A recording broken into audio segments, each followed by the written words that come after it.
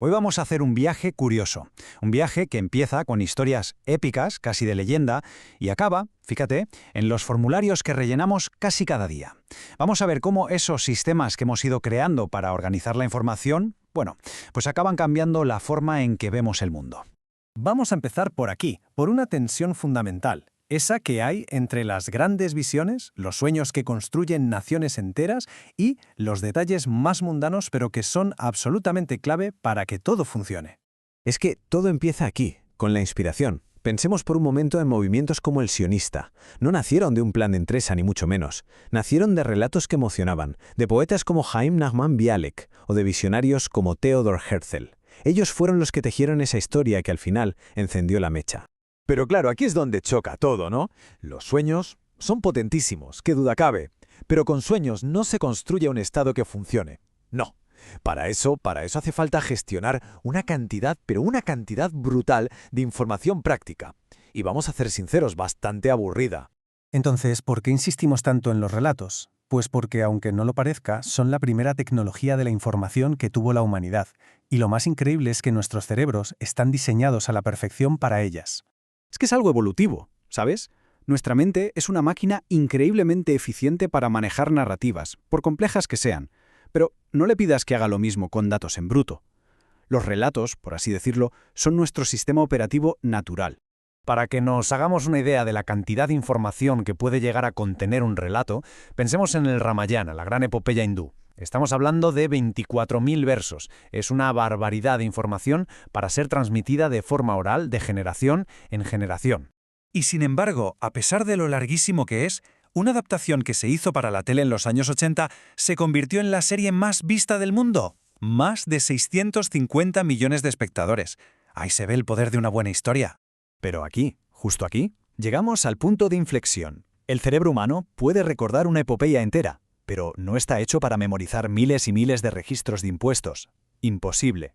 Para que las sociedades complejas pudieran tirar para adelante, hacía falta una tecnología de la información totalmente nueva. Algo que no fuera orgánico, que no dependiera de nuestra memoria.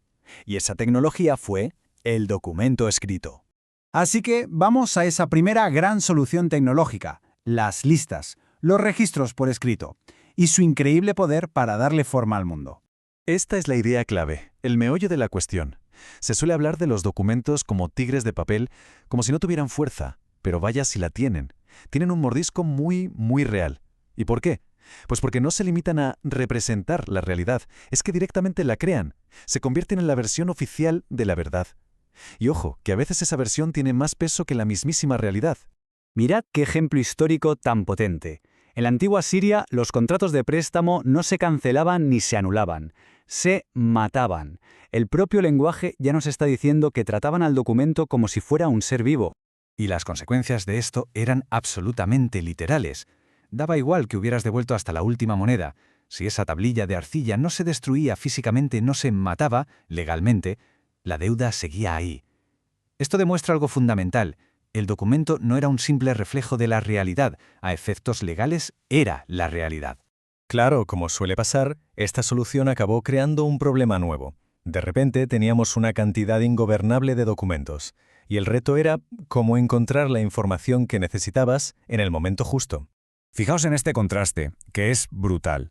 Nuestro cerebro es un sistema de recuperación de información supereficiente, perfeccionada durante millones de años.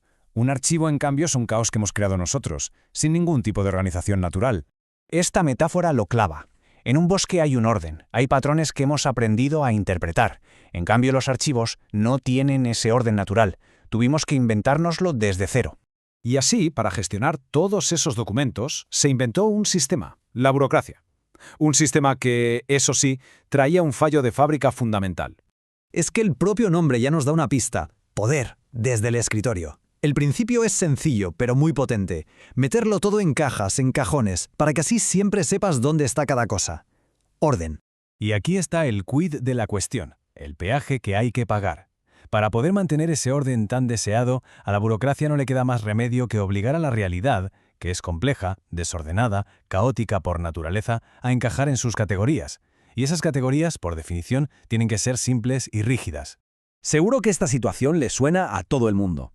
Es ese momento exacto en el que te ves obligado a retorcer un poco tu realidad para que encaje en una de las casillas del documento.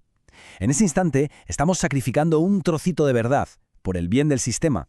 Pero lo más interesante, y quizá lo más preocupante, es que esta forma de pensar, la burocrática, ha saltado de las oficinas a todas partes. Ahora moldea nuestra forma de entender el mundo, desde la ciencia hasta quiénes somos.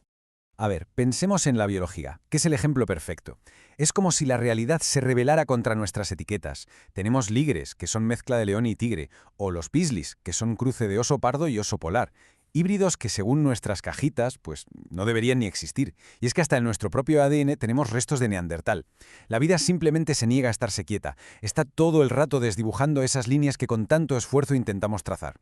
Y esto pasa hasta en el mundo del conocimiento. Dividimos la realidad en asignaturas, en departamentos estancos. Una pandemia es un fenómeno único y complejísimo, pero nosotros lo troceamos para que quepa en el cajón de biología, en el de historia o en el de matemáticas. Y así llegamos a la gran pregunta de todo este asunto. ¿Realmente merece la pena conseguir ese orden si el precio que pagamos es ver la realidad de una forma distorsionada? Sí, claro que ganamos la capacidad de gestionar la complejidad, pero lo hacemos a costa de perder una visión más completa, más real del mundo. Una que acepte que las cosas están interconectadas y que a veces son un caos. Y terminamos con una última reflexión para darle vueltas. Si los cimientos de cómo entendemos el mundo, de nuestra sociedad, están construidos sobre estos cajones imperfectos, ¿qué realidades nos estamos perdiendo? ¿Qué conexiones, qué verdades se nos están escapando? ¿Qué hay oculto en los huecos que quedan entre una categoría y otra?